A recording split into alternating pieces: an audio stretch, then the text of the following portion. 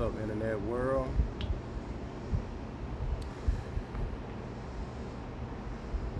If you would walk with me real quick,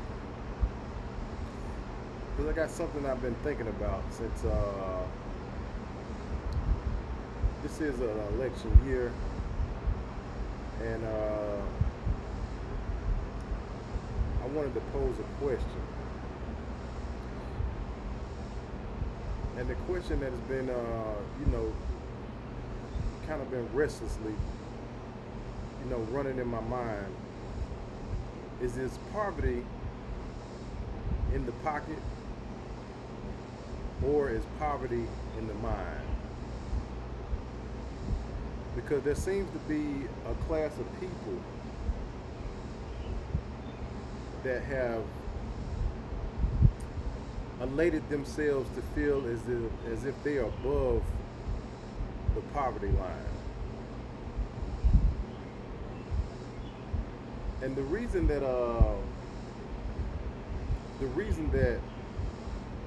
this concept it keeps agitating me, it keeps bothering me. Let me give you a little backstory about it. Okay, I seem to end up in places where a lot of people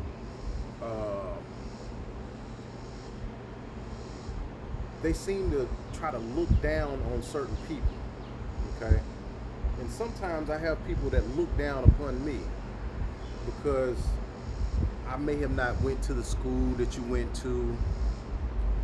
I may not be a part of the group that you're a part of. I may not have joined a fraternity that you may be a part of. I may not have agreed to be in a Masonic order that you may have agreed to be in. All of these are forms of controlling the mind. Okay? But I seem to have found myself in places where there are groups of people that feel that they can look down upon an individual like myself because they feel as though they have been indoctrinated in a certain school of thought that puts them in a class above a person such as myself. You have those that enter places of long-running trains of thought. Some of the sorority groups, they feel as though they are better than ordinary common people. And the reason that it poses a question in my mind is because in so many words, they feel as though they have risen above the poverty level.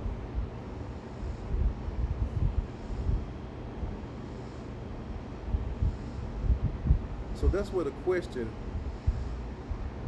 is: poverty in the pocket or is poverty in the mind comes about. Because you have people that feel as though because they have put a couple of dollars in their pocket and they have a nice job, that someone has told them that that's the standard for living here in this landmass that they call America, that they are somehow above the average man. They have been told that because you went and got this diploma from said college or said university, that places you in a higher realm of lifestyle than someone who may just get it out of the mud, such as myself,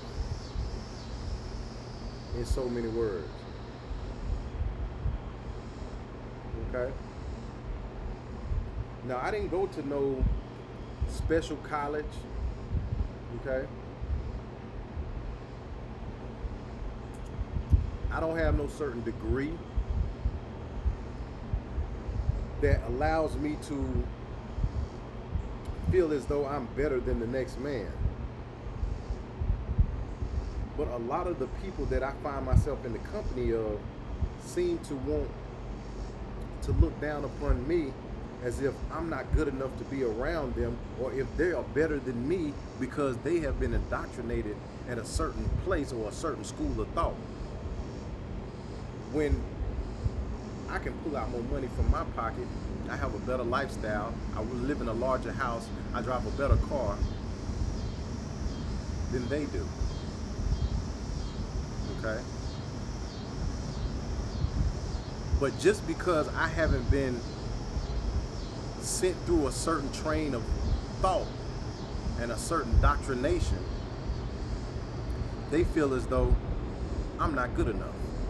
That they can look down upon me as an uneducated black man, if you want to call me that.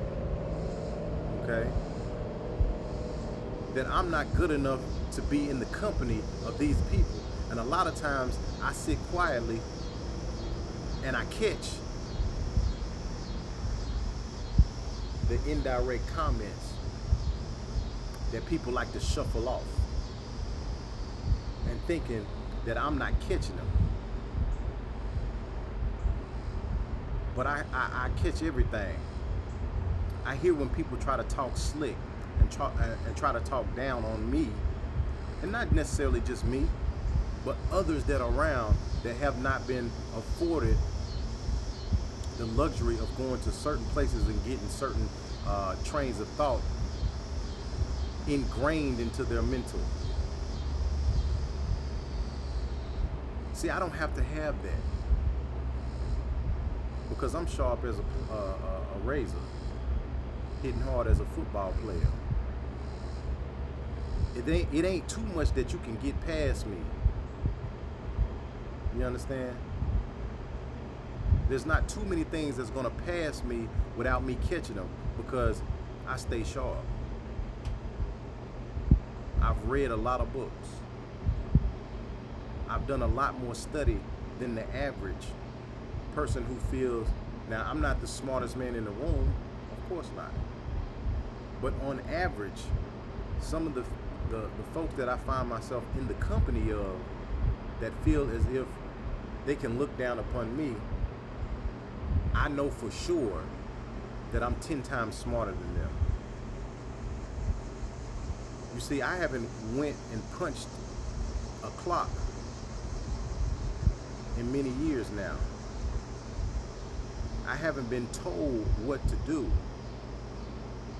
by a boss man for many years now. And yet and still, as Maya Angelou and Tupac said, still I rise. You see, this is the concept of poverty being in the mind and not in the pocket. When you have a poverty-stricken mind, you can have $1 million in your motherfucking pocket. But poverty still runs rampant in your mind. Look at these rap guys. Look at these NBA guys. Look at these just entertainer guys, period. The poverty that is overrunning a said group of people in this country, on this continent, has run rampant.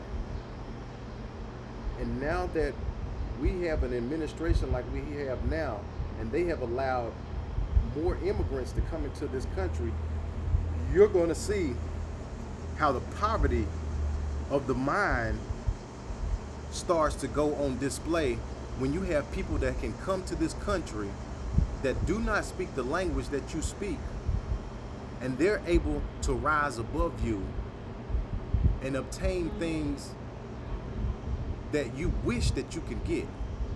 And the only thing that people will be able to do is cry and say, these group of people are taking all of our jobs.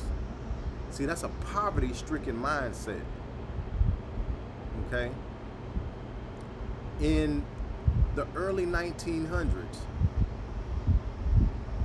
before the segregation was taking notice and the movement of Martin Luther King started to integrate races together, the poverty was in the pockets of a certain group of people, but the poverty wasn't in the mind. You see, yes, you know, a lot of so-called black people were not able to go into certain, you know, back then they had Sears and Roebucks and places like that. They weren't able to go into those places back then and make big purchases. But the poverty wasn't in the mind then. The poverty was in the pocket. Because see, they had a certain level of dignity and a certain level of understanding of life to where they didn't necessarily have to have money in order to survive. Y'all listen to me now. Okay? When you're able to live without certain necessities, you're able to get by with the bare minimum. That's when you have the poverty not in the pocket, excuse me, not in the mind, but in the pocket. Okay? You're still able to get by with just the bare minimum. Okay? As time progresses, poverty has assumed itself in the mind, and people have been given a little bit of money so they can buy a little bit of jewelry, you know, buy a nice house, buy a nice car, okay, and think that that puts them in a class above the poverty line. Okay, I acquire some of the same things that people that have went to 8, 9, 10-year trains of thought to acquire, and they think that they have really put themselves on the next level because you were given a piece of paper that says, here, now you are somebody.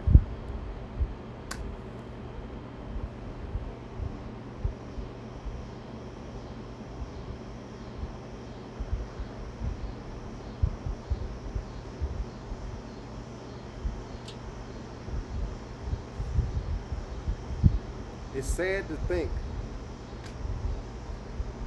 that at one time we were all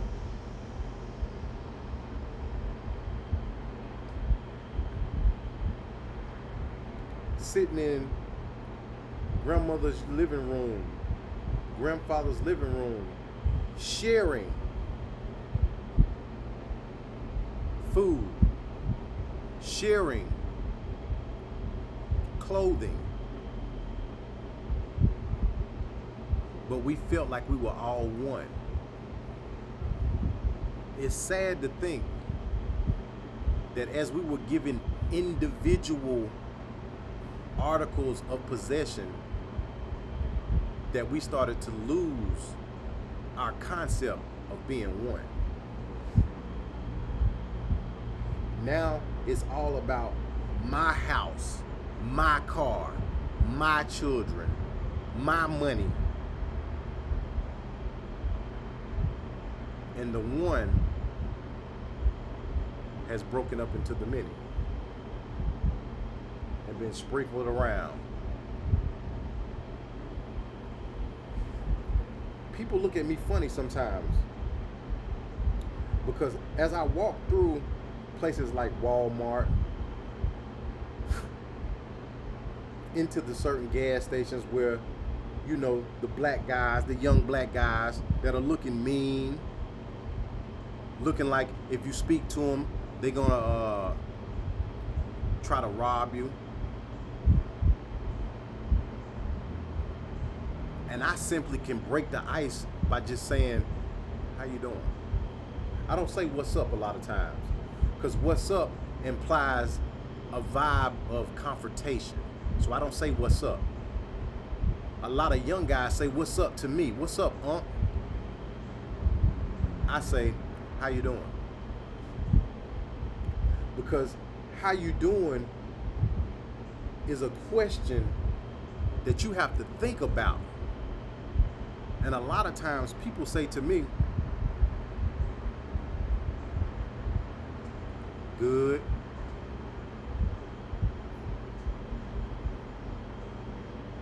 But I can see in their demeanor, and I can see in their heart, they're not really doing good. But at the time, they don't have enough time to explain to me their problems. And a lot of times they may look at me and feel like he probably doesn't want to hear my problems anyway. But yet and still, it makes them feel good to ask, for me to ask, how are you doing? I do this to people, young, old, my age, doesn't matter. I ask them, how you doing? Okay? My aunt, one thing that I always notice about my aunt, no matter how mad, no matter how upset I felt like she may have been at me, she would always say to me, good morning.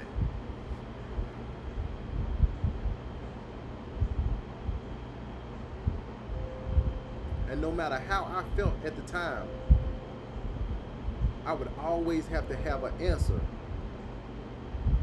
or a response of good morning in reply. Because you don't want to start your day off with a bad vibe and a bad energy. So when my aunt would say to me, good morning, my reply back to her would be good morning, and that would send a certain vibration through my body that would carry me through the day and make me feel a certain kind of way. And just from that, I started saying to people, how you doing?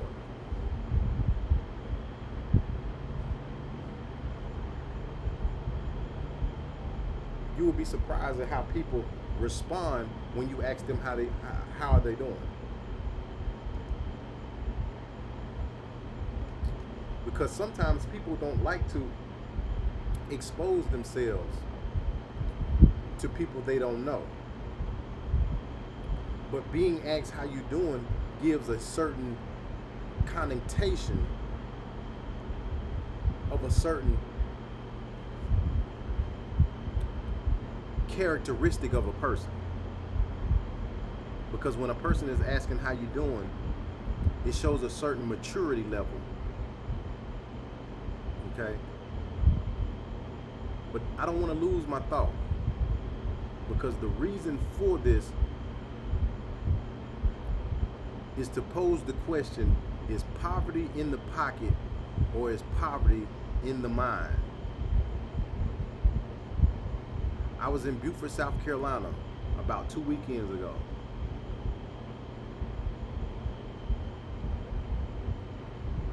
And I was asking an older gentleman, you know, we were sitting around, we were smoking cigars as I'm smoking now, and having drinks.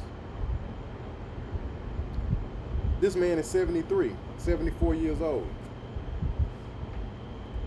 And I asked him, is poverty in the pocket or is poverty in the mind?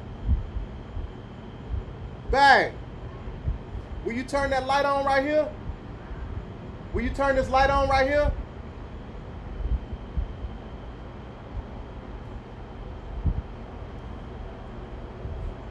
Will you turn that porch light on right there?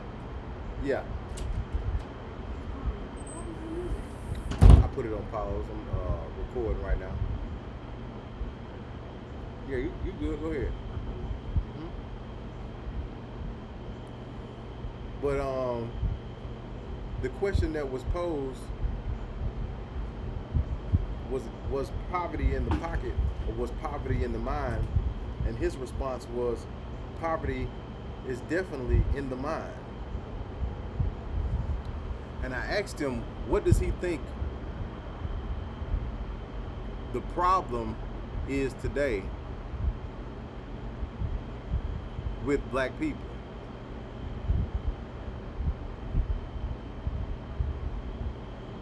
And he gave me one of the best answers that you can give someone, because a lot of people like to give answers and seem like they can philosophize. And his answer was clearly, I don't know, which was one of the best answers that I feel a person can give, because everyone likes to. My answer was, the problem with black people is economics and needing the ability to learn to farm. And he told me as a young boy, he farmed. He had to plow with the cow or horse. I can't remember which one he said he used to plow with. But he said as a young man, he plowed and he hated it. He hated farming. And I stated that farming was the key to restoring the economics that the black community is missing. But his response was, I don't know, which I felt was a very good response, because we all have our own reasonings of feeling like we know why. But the oneness that I spoke about earlier, of being able to have nothing, okay, and feel like you have everything when you're with a group of people that have nothing. You see, when everybody has nothing, the poverty is not in the mind. The poverty is in the pocket. But the richness of the group, of everybody having nothing, brings wealth in a collective of people. Because with the numbers of people, you have rich thought process that goes underway.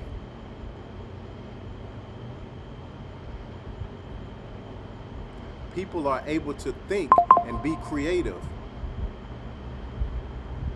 when everyone has nothing. Started from the bottom, now we here. You see, when everyone has nothing, the creative minds work together in order to rise from the ground level to the next floor. But once the materials start to come in and you put $1 in your pocket, the poverty leaves the pocket and goes back into the mind. Because once you have the $1 in your pocket, if you do not have the mind state to understand what to do with the $1 in your pocket, then you have the poverty that seeps into the mind. Okay? Now, I just want to read off some of the things that that I feel, and not just me, these are the things that have been put in place to make you feel as if you're not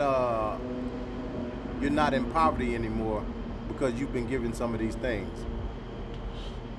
Okay, just gonna blow this up so we can go over just a few things. This says program that uses poverty guidelines as part of eligibility determination. Okay, the HHS poverty guidelines or percentage multipliers of of them, such as 125%, 150%, or 185%, are used as an eligibility.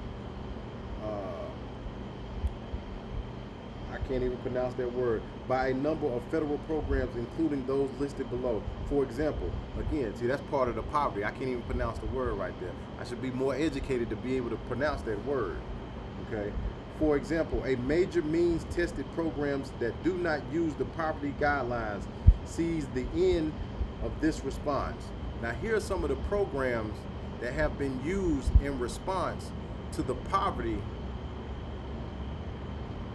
that has left the mind and went into the pockets of the people. You can see that right there on the screen. Okay, this says Medicaid, Medicare, Part D, low income subsidies, Children Health Insurance Program, Consolidated Health Centers, the CHC, including Federal Qualified Health Centers, FQHC, Maternal and Child Health Services, Title X Family Planning Program, Older American Act Nutrition Program, Head Start Program, Health Profession Student Loan and Scholarship, Community Service Block Grant. Okay. Low Income Home Emergency Assistance. Okay, this one is Department of Agriculture.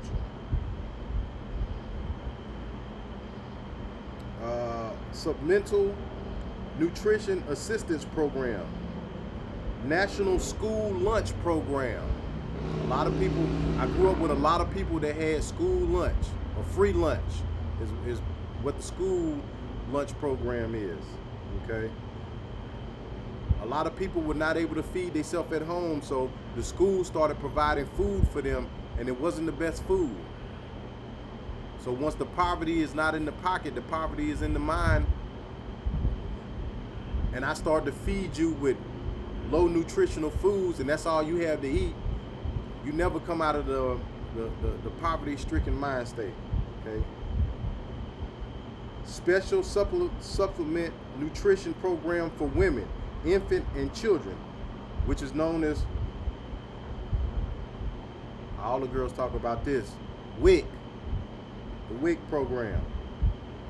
Child and Adult Care Food Program, School Breakfast Program, Summer Food Service Program. Okay, that Summer Food Service Program, a lot of people that had to go to summer school, they had to apply for those programs. You know, you were being put in summer school because during the year, the poverty of not being able to feed yourself at home and being given low nutrition food in school didn't allow you to learn during the school year, so you had to come in the summertime. Now you at school in the summertime being fed more low nutrition food and still not learning. Okay? Commodity Supplement Food Program, Food Distribution Program on Indian reservations, Senior Farmer Market Nutrition Program, Special Milk Program for children. Wonder what was in the milk. Department of Education, TRIO Program, Educational stipend for the Native Hawaiian Career and Technical Education Program. Some of these programs a lot of people haven't even heard of. Educational stipend for Native Americans. I'm pretty sure that they probably wasn't giving them the best food either.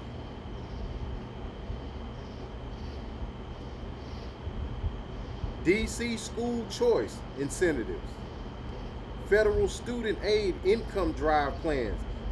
You probably heard of those student aid income drive. Sometimes you may have where they'll have these programs at your school where they'll tell your parent to send canned goods to school with you. So we can put all the canned goods in a bin over here so we can feed the students who don't have anything. Most of the students who they're trying to feed with the canned goods are the same students that are bringing the canned goods. They bringing what they don't have to give to people who don't have what they don't have. Department of Homeland Security, U.S. Citizenship and Immigration Services, Immigration Form Fee Waiver. Okay. U.S. Citizens and Immigration Services, indemnification on public charge ground. Okay, you got the Department of Labor, Job Corps. I know a lot of people out there say, hey man, I went to Job Corps. Job Corps did good for me. I was able to go out and get me a good job where I could feed my family. This is true. But not everyone was able to go through those programs and come out on top. Still, poverty being in the pocket. Excuse me, not in the pocket, being in the mind. Because you were given Job Corps and given a few dollars, but the poverty is still in the mind because the money that you made was not enough for you to help your family. It was only enough for you to feed yourself in your household.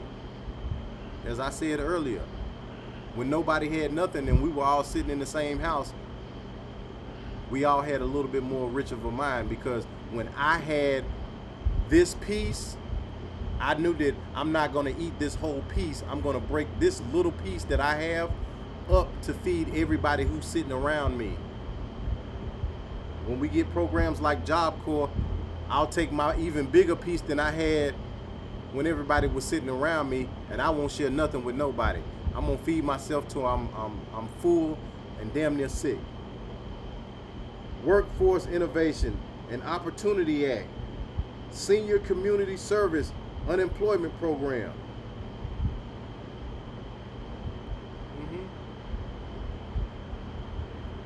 The unemployment program started off as something good. You lose your job, and then it turned into people going on a job just so that they can find a way to get fired. That way they can sit around their homeboys at home doing nothing on the porch and still get a check, because they were looking to get that poverty out of their pocket.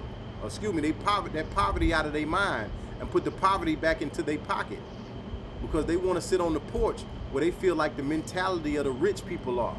Everybody sitting around in the neighborhood. I don't want to miss what's going on, because I feel like the richness of being around my people is what will eliminate the poverty.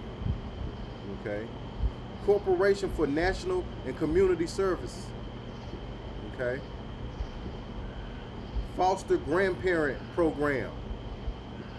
Now that's a good one right there, because a lot of children ended up in the hands of their grandparents who were too elderly to be raising children.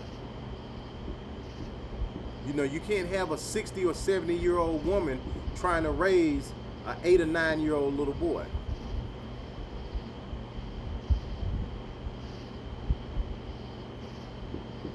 We all know how hard it is to get young children to listen. And if you're not able to follow discipline with a heavy hand, then a lot of times the discipline is not going to be as enforced as hard as it should be. And someone who's elderly is not going to be able to enforce that heavy hand at a certain level that it may need to be enforced with a certain child when you have a foster grandparent. Okay. Senior Companion Program.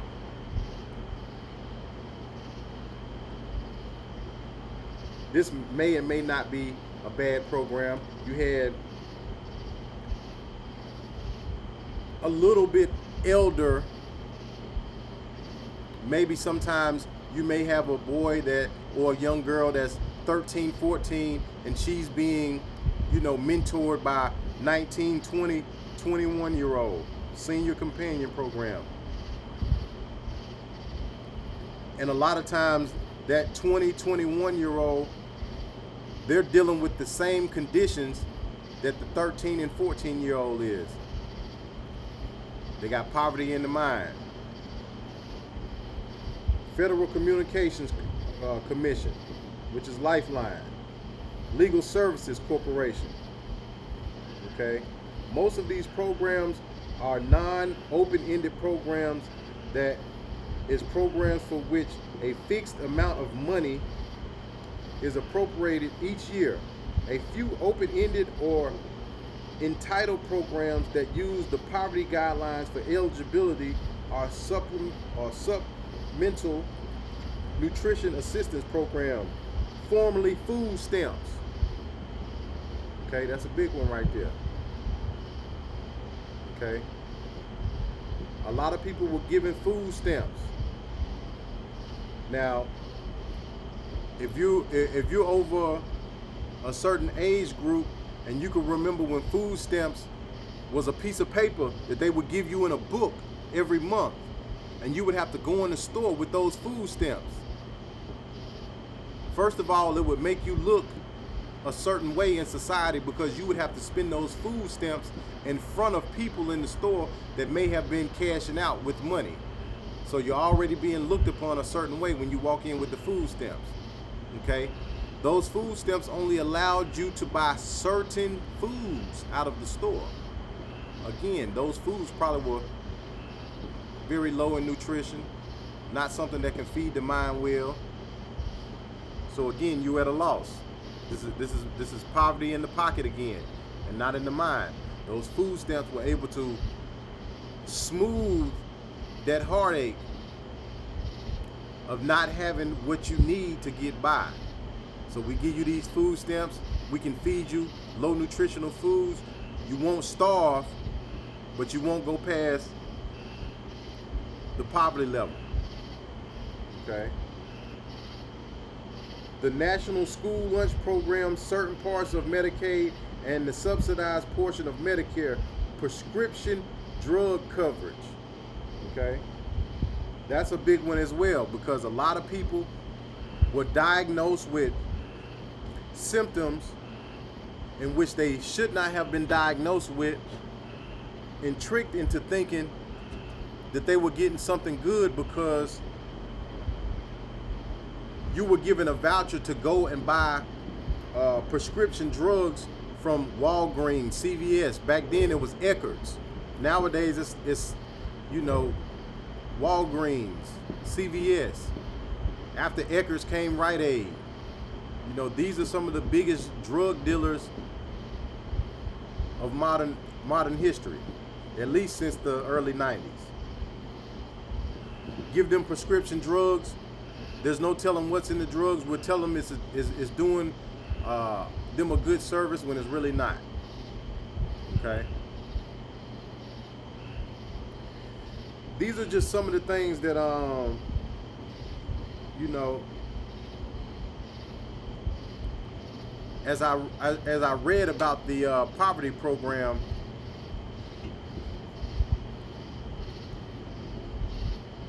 it just made me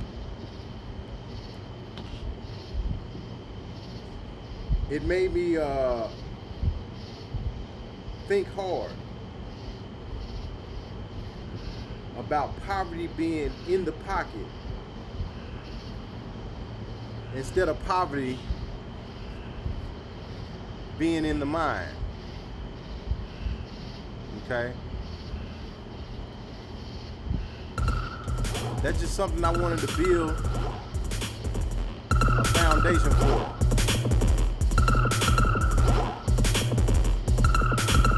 And I'll be doing a little bit further research, bringing a little bit more information on this subject. Y'all stay tuned. Thanks for tuning in. I'm Mr. Burn One. This is Word on the Street. As always, don't lighten up, tighten up.